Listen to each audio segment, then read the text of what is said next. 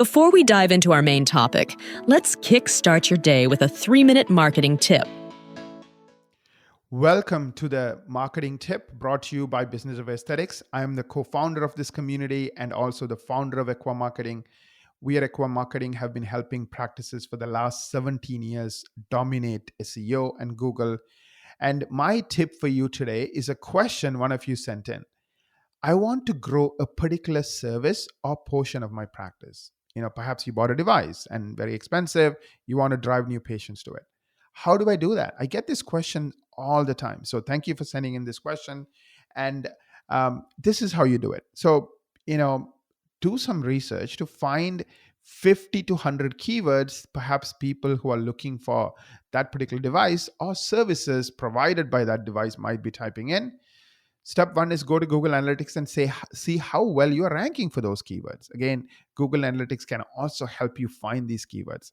So if you're not in the top 10, you have work to do. Come up with a marketing plan. So you should be working with a SEO company who knows how to get you into the top 10 for at least 100 or more keywords. So just to double check, go and look at your reports. See if you're ranking in the top 10 positions. So for hundreds or more good keywords as per Google Analytics. If you are, then you are with the right company.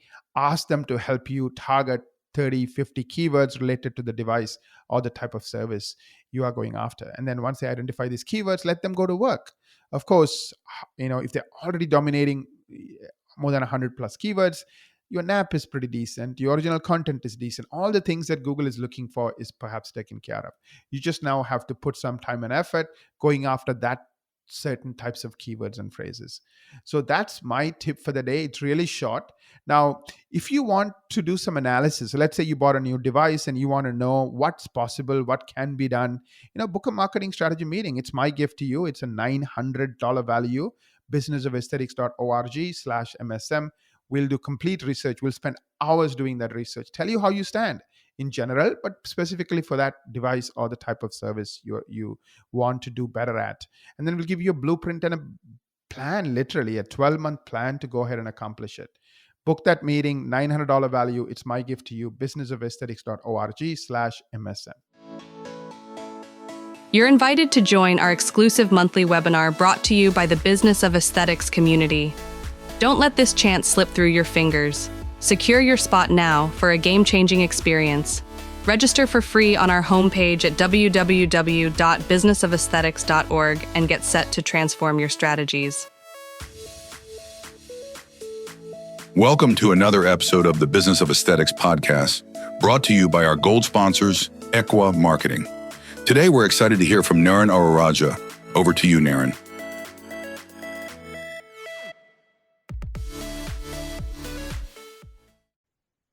Welcome to another amazing episode of the Business of Aesthetics podcast show. This is Naren, your co-founder and co-host of this community and podcast. Before we immerse ourselves into the riches of today's episode, I want to express my gratitude for all of you for being awesome listeners, being part of our community and spreading the word. Today, we are the largest community of aesthetic practice owners and doctors in the world. And hopefully we'll continue to grow with your support. So thank you for that. I have an amazing guest with me today, Dr. Rohrich. He is a world-renowned plastic surgeon. And if you missed it, go back and listen to that episode we published several weeks ago. And the title was The Making of a Plastic Surgeon. He shared insights from his experience from where he started all the way to where he ended up and some key lessons that helped him get there. So go back and listen to it if you missed that. But today's episode is going to be innovations in cosmetic medicine. So no one better to talk about this topic than one of the leaders in this field. Doctor, welcome to the show. Well, thank you very much. It's my honor to be here. Thank you. I'm really looking forward to this conversation. So when we talk about innovations in cosmetic medicine, before we jump into specifics, let's talk broadly about the categories, right? So you have non-invasive, you have skin tightening. What are the different pieces where you see a lot of different parts of cosmetic medicine where you see a lot of innovation? Well, I see innovation in exactly what you said in the non-invasive, non-surgical techniques and technology. And the birth of it was with the advent of neuromodulators, Botox, over 20 years ago. The moment that the needle was used to alter facial shape and remove or soften wrinkles, it was a game changer. It was a game changer for surgery, for all the specialties that do this: dermatology, plastic surgery, facial plastic surgery, oculoplastic surgery. Because when we did that, we took away a lot of what we used to do was brow lifting, because that was the only way to soften the wrinkles or to elevate the brows. So the magic of the neuromodulator Botox transformed everything. And since that time, there's been a meteoric rise in non-invasive techniques and technology, and surgery has been this.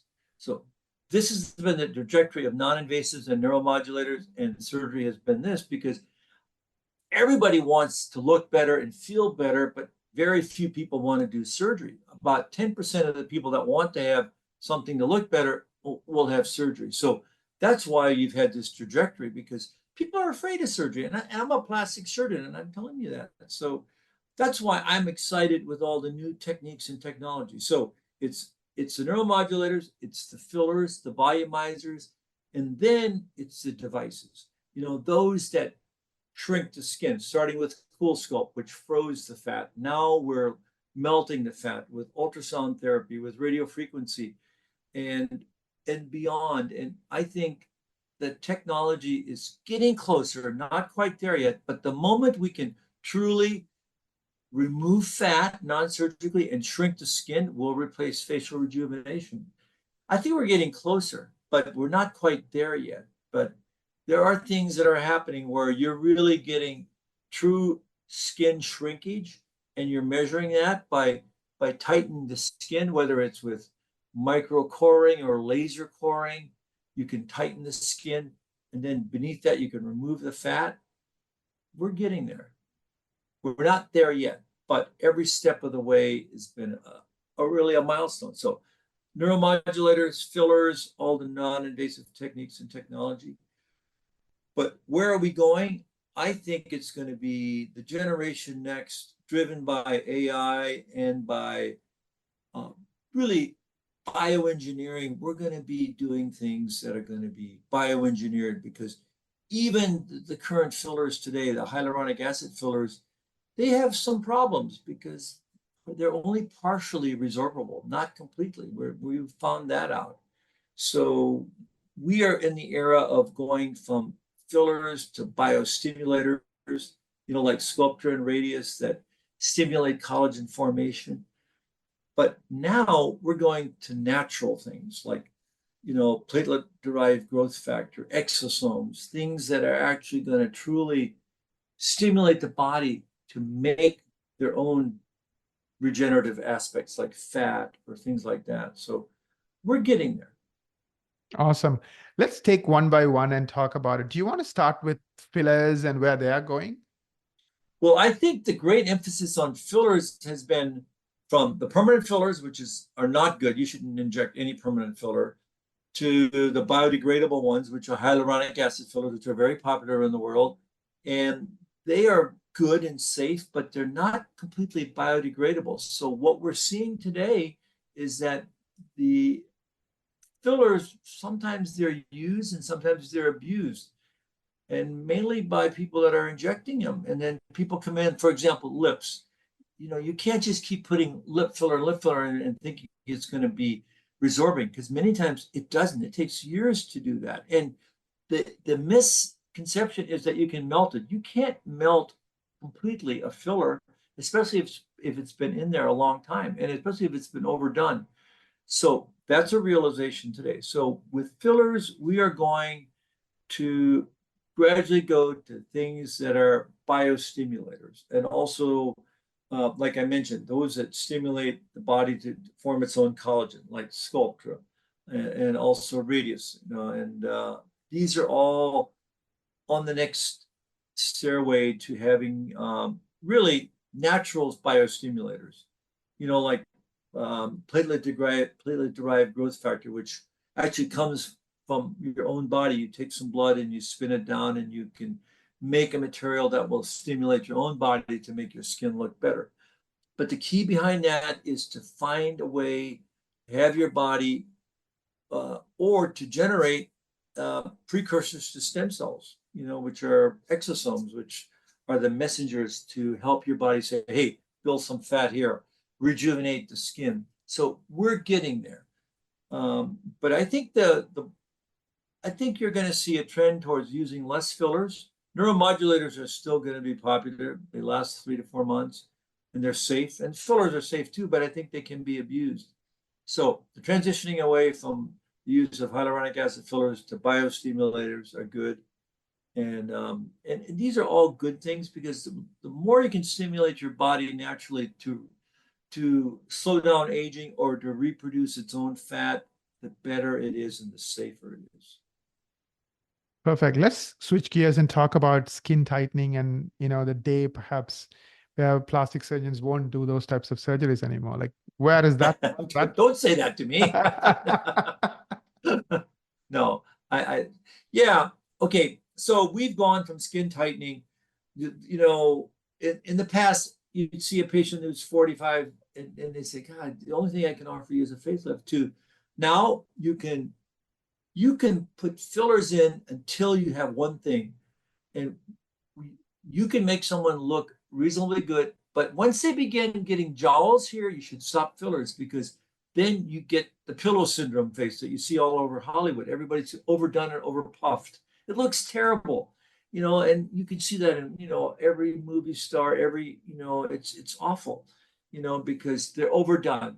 Because once you have a jowl, you need to do lifting and filling, not just filling, because fillers fill, they don't lift.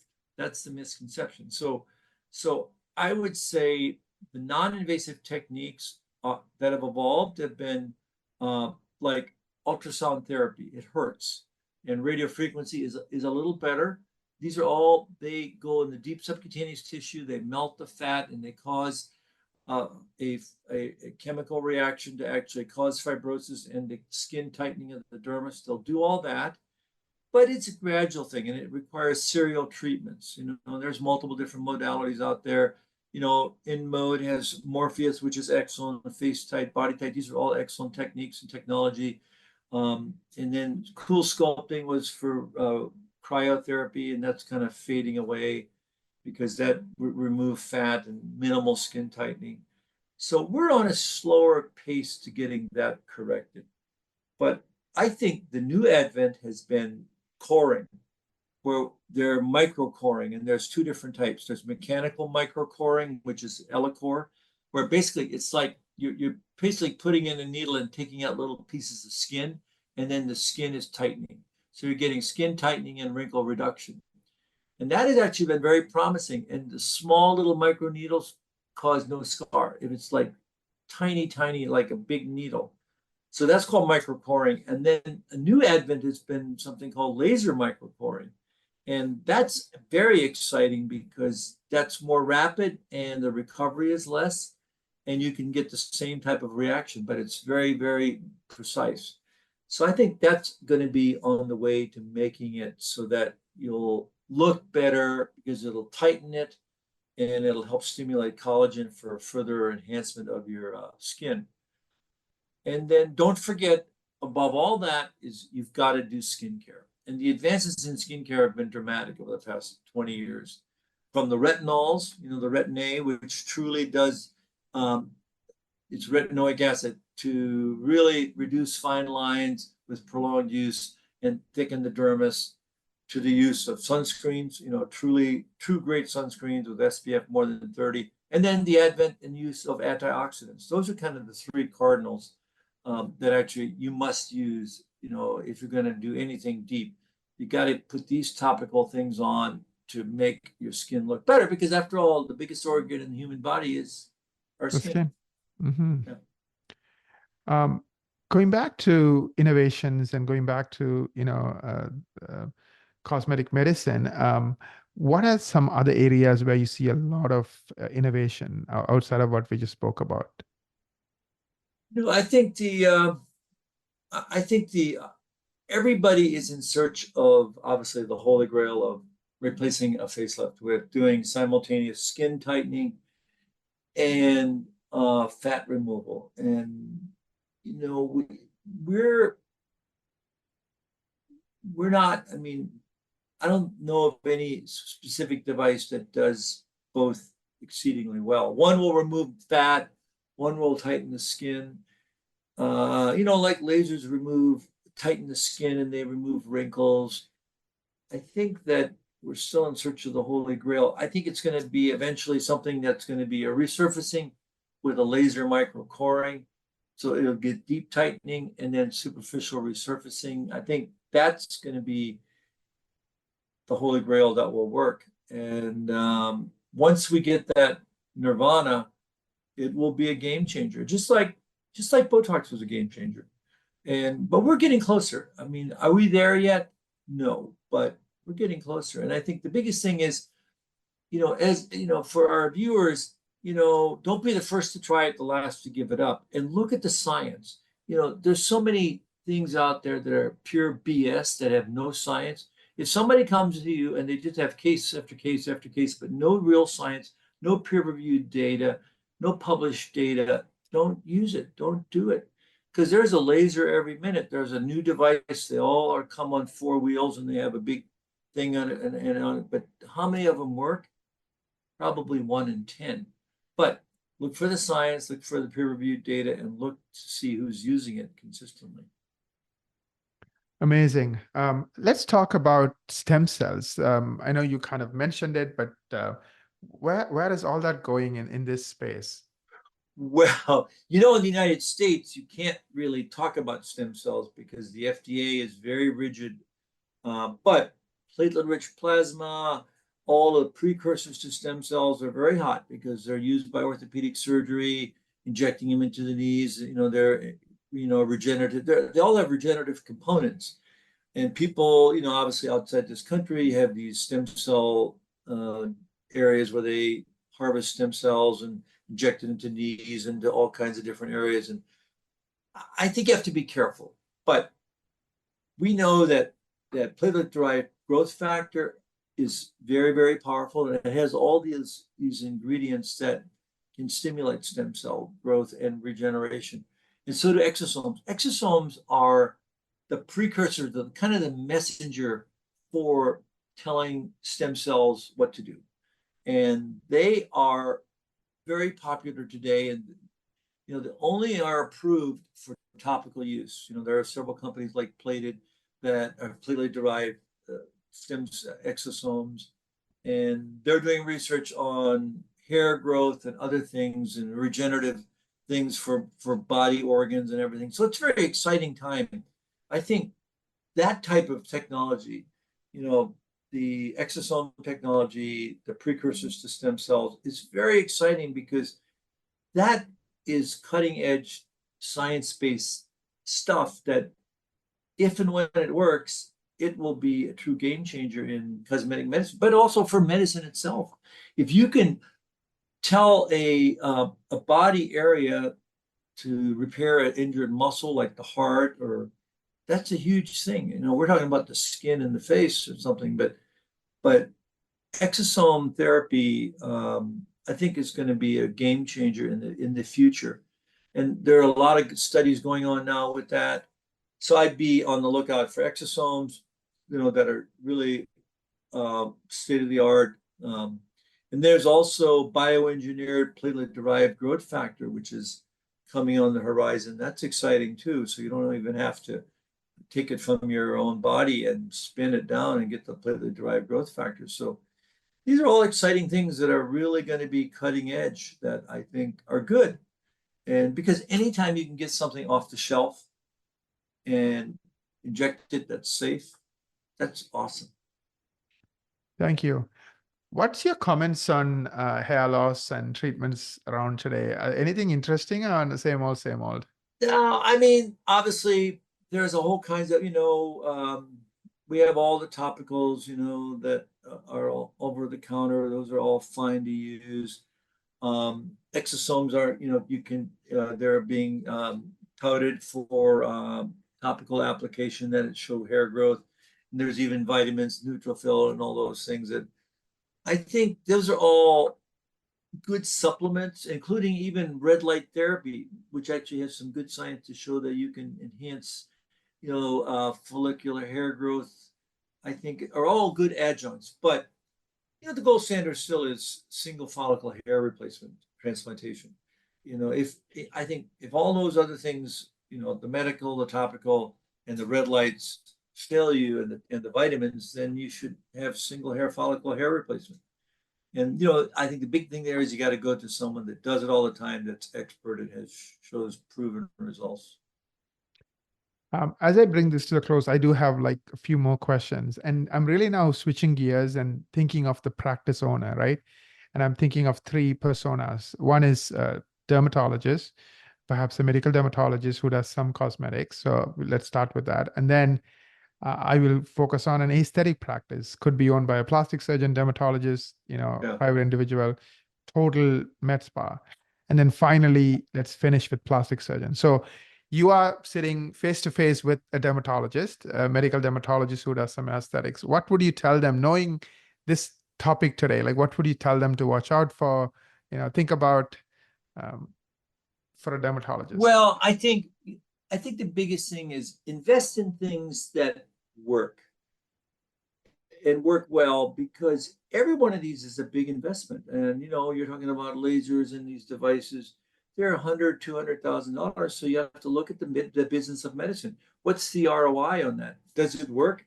How easy is it to use? Can my staff use it? What's the time to do it? Like probably one of the best things to purchase is an intense pulse light device, or a device that that works, that generates a lot of income. Hydrofacials are probably okay too, but their remunerative rate is lower, but it does keep people in the practice. So look at devices that are useful, that are science-based, that work, and that can be delegated to others in your practice. I think those are good. And then the time to do the procedure should be minimal, so you can maximize your room time. But IPLs are great, minor peels, things like that. The use of platelet-derived growth factor, microneedling is also very good to do. These are all very cost-effective things that can be delegated to your staff. And then injectables. Injectables are really important. I think if you have a good nurse injector or a injector, those are highly remunerative, and then obviously that are safe, that are taught by you, that don't do crazy stuff. Thank you. So anything you would say differently for like a pure aesthetic spa type place or similar? Well, in a spa, I would just caution them saying, don't look at the bottom line. Look at patient satisfaction and safety. I see so many spa type patients that really have been overtreated and treated in things in areas, I think spas shouldn't be doing things that are higher risk, like nasal injectors and nasal fillers and things like that. You just got to be careful, because it's not, the bottom line is not the bottom line. It's patient satisfaction and patient safety. That's what I would tell a spa owner is, if you do all those things, the bottom line will be great. If you do patient safety, you do good things, and you use things that work and products that work, and then obviously selling one or two skincare lines that are really, really great, like Revision Skincare or Zeo or one of those are excellent. And there's other smaller ones too, but those are excellent ones, that have proven scientific results. Thank you. What about plastic surgeon? Should a plastic surgeon be worried in 2024? Or should they adapt? Should they evolve? Like, what's your take on it? Well, I don't think a plastic surgeon should be worried. I think you should only be worried if you don't change. Every day, you should embrace change, not be frightened by change. Plastic surgeons, I think, are sometimes refrain from changing. Not as, a little more so than dermatologists and facial plastic surgeons.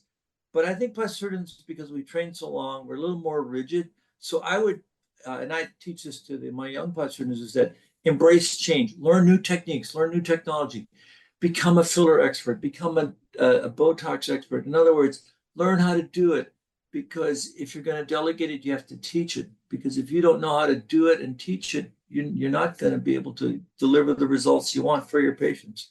So embrace change, new technology, test it. That's why I do many FDA trials in my research group, because I want to see what's coming. I know what's coming in the next 3 to 5 years, because we're doing the FDA trials for today. So be innovative. Don't be afraid to change, and keep moving, keep innovating, and never look back. Look in the present, and always, always think of what's next, and what's next that's going to be better for your patients. Not for you, but for your patients. I work with a lot of plastic surgeons myself. I do see a tendency where they just want to do surgery. Is that like the old mindset? Like, in other words, if somebody graduating today, would you tell them surgery is a piece of the puzzle, but not the only toolkit? 100%. If you're just embracing surgery, you're living in the 80s and 90s.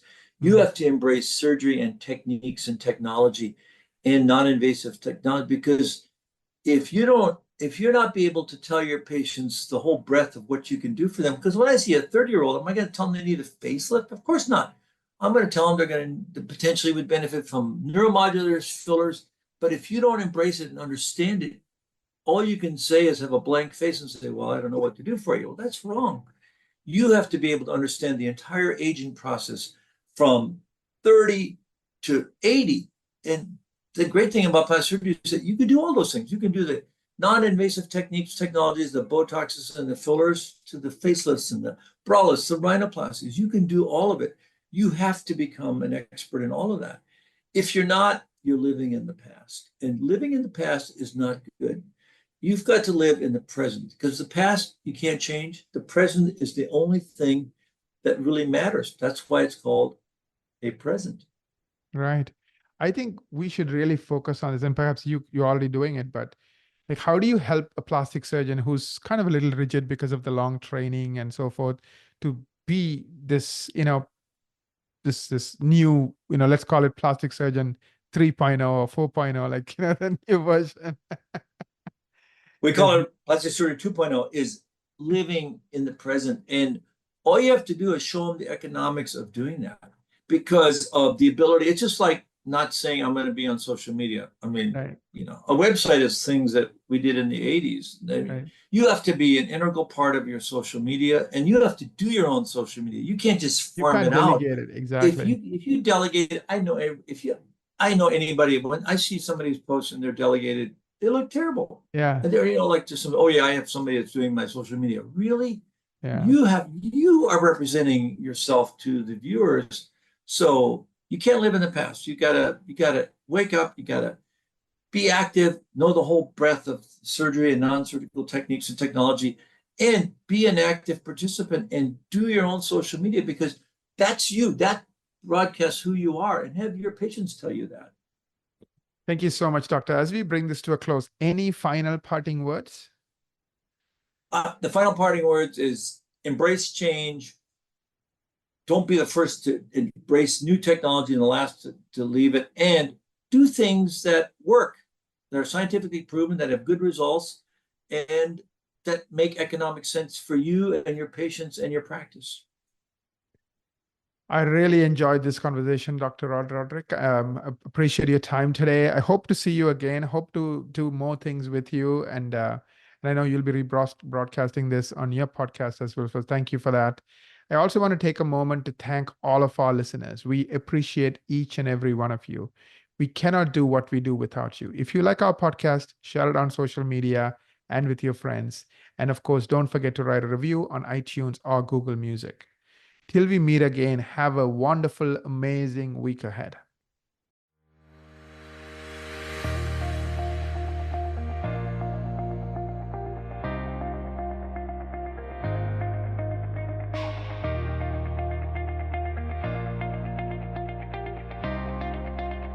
Thank you for joining us this week on the Business of Aesthetic podcast series, brought to you by our gold sponsor, Equa Marketing. Would you like to join our growing group of aesthetic industry experts and get featured on the Business of Aesthetics podcast? Or do you know someone who would love to share their strategies for growth in the aesthetic business, providing quality patient care or their clinical expertise? Head over to www.businessofesthetics.org podcast show and apply to be featured as a guest on the show. Remember to subscribe to this podcast on iTunes, Google Play, Amazon Music, or wherever you listen. If you would like to engage with today's speakers or any of our past speakers, join our Facebook group or LinkedIn group by searching for Business of Aesthetics. Thank you, and have a great day.